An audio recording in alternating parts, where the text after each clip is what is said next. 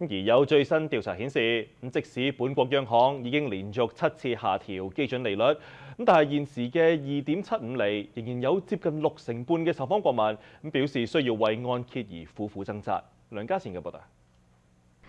根據房地產及抵押貸款學院最新調查顯示，近65%嘅加拿大人甘當樓奴，願意長期忍受財務壓力而保住自己嘅物業。調查發現，30.1%嘅受訪者將按揭困境視為成年禮，更有10.6%表示願意不惜一切代價承受壓力。即使息率已經減至近年低位，大部分定息按揭仍然處於4厘左右，亦有唔少業主係喺減息之前已經選用定息按揭。調查顯示，40%加拿大國民預計要到60歲先能夠還清按揭，大約有13%甚至要到70歲以後。同時，大約30%受訪者認為其他人都暗自享受呢種為按揭掙扎嘅故事，將其視為榮譽徽章。調查亦顯示，雖然樓市壓力巨大，仍然有34.6%嘅加拿大人認為置業係累積財富嘅必要一步，而31.9%就認為呢個已經成為財務負擔。